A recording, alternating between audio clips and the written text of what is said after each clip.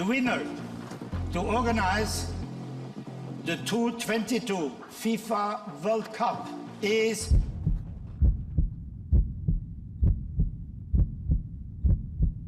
Qatar. koobka adduunka sanada 2022 ayaa wadamada Carabta aad ugu muhiimsan marka la eego dakhligooda siiba wadanka Qatar kaasoo marka laga soo garoomada casriga ah sidoo kale dhismooyinkii boostooyinka tareemada buundooyinkii iyo airportyadiiba si bilicsan oo soo jiidasho leh u sii hormariyay waxaan idin haynaa garoomada casriga ah ee loo diyaariyay sanada 2022 in lagu qabto koobka adduunka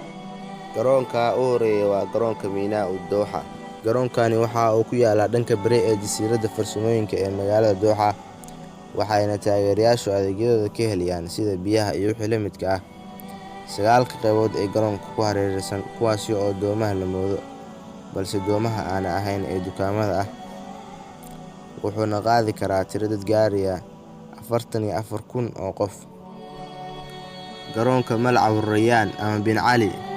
garoonkani waxa uu ku yaalaa magaalada Rayaan oo qiyaastii caasimadda Dooxa u jirta 20 kiiloomitir wuxuuna qaadi karaa tiro dad gaaraya 40,000 oo qof garoonka Ras Al Abuud garoonkani waxa uu dhacaa koonfur bari caasimadda Dooxa waxa uuna qaadaa tiro dad gaaraya 40,000 oo qof waxaa si cajiib ah in dhismihiisu yahay garoonkani konteenarada maraakiibta badda ay kaga rartaan garoonka Madiinatu Tacliimiya garoonkani ayaa aad iyo aad u qurxoon sida marka ay qoraxdu qabato waxaana si xirfadeysan looga sameeyay dheeman korkiisa oo dhan wuxuuna ku yaalaa bartanka magaalada waxbarashada sidoo kalena waxa uu qaadaa 45,000 oo qof ilaa afar dhamaadka ciyaaraha koobka adduunkana waa lagu sii ciyaari doonaa garoonka Quraafa wuxuu ku yaalaa magaalada Rayaan garoonkan ayaa midabo kala duwan laga dhigay isagoo lagu hareereeyay calamada wadamada ka qayb gali doona ciyaaraha koobka adduunka wuxuuna qaadi karaa garoonkani tiro dad gaaraya 44,750 oo ruux garoonka Al Khalifa Ad-Dawli garoonkan ayaa sanadii 2017 laga dhisay magaalada Rayaan waxaana garoonkani uu yahay mid ka mid ah garoomada ugu quruxda badan ee lagu ciyaari doono ciyaaraha koobka adduunka isagoona ilaa haatan lagu ciyaaro finaalada koobka kooxaha adduunka iyo koobab kale toba waxa uu qaadi karaa tiro dad gaaraya 44,000 oo ruux garoonka Jaamacatu Qatar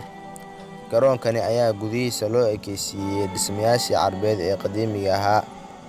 waxa uu ku dhex yaalaa Jaamacadda Qatar ee ugu weyn magaalada Dooxa wuxuuna qaadi karaa garoonkani tiro dad gaaraya 43,520 oo ruux garoonka Madiinatu Riyaadiya garoonkani ayaa qaab aad u qurxoon u dhisan oo farshaxankii Carabtii hore ah wuxuuna ku yaalaa magaalada Dooxa isagoona qaadaa tiro dad gaaraya 47,560 shakhsi garoonka Al-Shamaal garoonkani ayaa 100 kiiloomitir ka xiga dhanka bari ee magaalada caasimadda Dooxa waxa uu u dhow yahay qalcadda Sheikh Al-Subair isagoona qaadi karaa tiro dad 45,120 ruux waxaana loo ekeysiyay qaab dhismeedkiisa maraakiibtii hore ee khaliijka Carabtu isticmaali jirtay garoonka Al-Wakrah ee magaalada Al-Wakrah garoonkani ayaa qaab dhismeed soo jiidasho leh u samaysan waxa uuna u jiraa magaalada Dooxa 20 kiiloomitir kuraasiisuna waxa ay gaartaa 45,120 kursi ilaa ruuc dhamaadka koobka adduunkana waa lagu sii dheeli doonaa garoonka Salaal garoonkani waxa uu dhacaa magaalada Salaal oo qiyaastii caasimadda Qatar u jidha 19 kiiloomitir waxa uuna qaadaa 45,120 ruux waxaana qaab dhismeedkiisa loo ekeysiiyay qalcaddii taariikhiga ahayd ee haleeyay Carbeed Sheikh Salaal Maxamed garoonka Lusail garoonkani waa garoonka ugu weyn ee lagu martigelin doono koobka adduunka sanada 2022 waxa uuna qaadi karaa 86,000 oo qof wuxuuna martigelin doonaa ciyaarta furfuritaanka iyo tan kama dambaysta ee finaalka ahba garoonka u dambeeya waa garoonka Al Khur Garoonkani ayaa dhaca galbeedka Dooxa ee magaalada Al Khur, waxa uuna qaadi karaa tiro dad gaaraya 60,000 oo qof, wuxuuna u eg yahay qaab dhismeedkiisu teendho oo kaleeto.